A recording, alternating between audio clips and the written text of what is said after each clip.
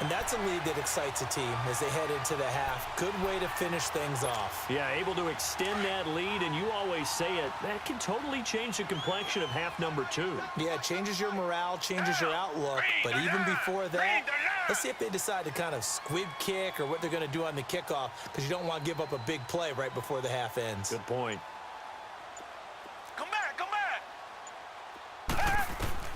From the gun, here's Watson. And, it'll be intercepted.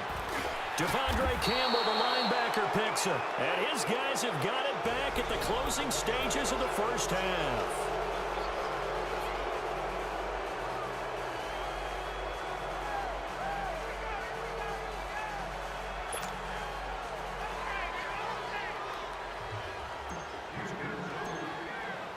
Fairbairn now to kick this one away. This is taken at his 4.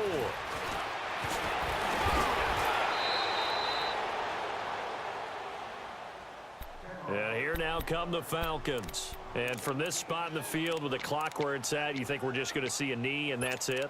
And I think in this situation, that's the proper play.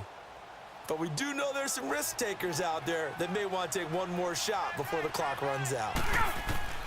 Final play of the half. It's Ryan. And he's going to go down. Couldn't get a throw off with the pressure. Maybe that was for the best, as that brings us to the end of his first half of play.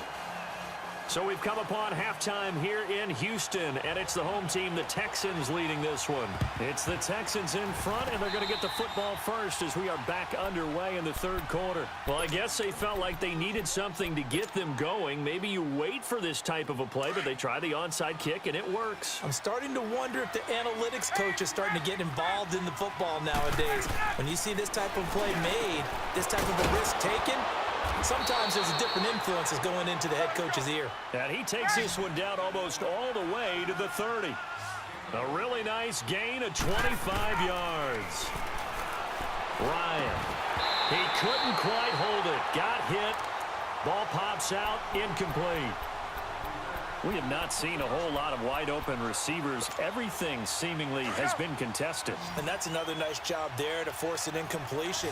They've been very cohesive, knowing each other's moves all game long, and they've been on the spot just about every time. And they've held them in check on the scoreboard. He sets to fire deep, and he's got his star receiver. It's Jones for the Falcon touchdown.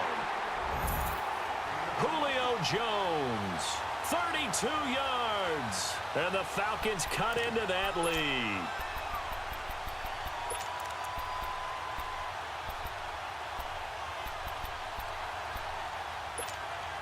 And now they'll empty the backfield here as they elect to go for 2. To throw again is Ryan. And they're going to get the 2-point conversion, caught in the end zone, and that cuts the lead a bit further. And they decide fairly early here they need the ball back, so here's an onside kick. And the effort snuffed out. The Texans' hands team recovers. I know they're down, but starting the third quarter there with the onside kick, what'd you think? Well, I think that they're looking at it as we may not have as many possessions in this game as we want. There may be that sense and that feel, but they've got to go ahead and make something happen. Steal a possession, try and steal some points, and get themselves right back in a position to try and win the game. Forced out to his left. And it pops free. The collision there jarred the ball loose and brings up second down. Well, the numbers have been good in the passing game, and certainly a big reason why they have the lead. But now here, third quarter, maybe go to the run game a little more? Yeah, perhaps. I mean, after that incompletion, a little credit to the defense for shutting them down on that play. Maybe you try and run the football a little bit more in this spot, but they have to feel good about how they've been throwing it overall. Underneath for Miller. And he'll get it inside the 40 to the 39. It'll be a gain of 4. And just like that, it's third down.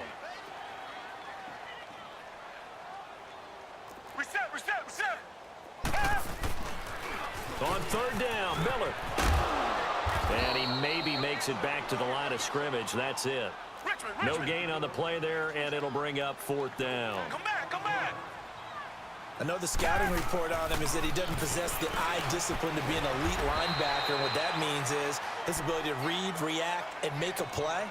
But on that one, he looked like one of those guys. So that's the second time this game they've given it up on fourth down. They're now 1 for 3 on fourth down conversion tries. But they must feel good about what they're doing, right? They continue to go for it on fourth down. Give the defense a lot of credit, though. They've stopped them 2 out of 3 times. Usually, you have fourth down plays that you have dialed up and ready to go, and you think are going to be successful.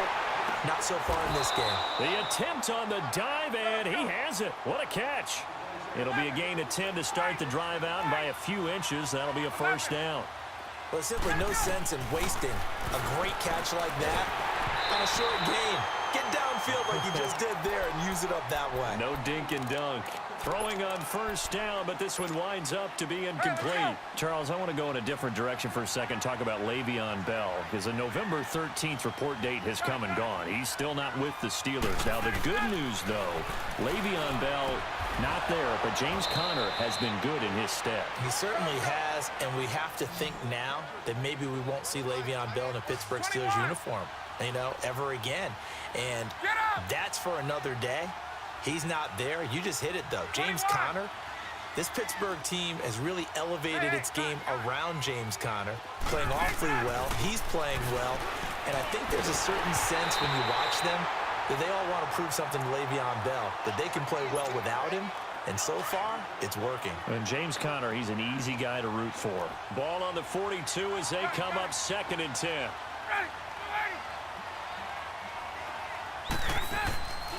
Second and 10. It's Ryan again. He's going to look deep down the field. And this is going to be intercepted. Read it well.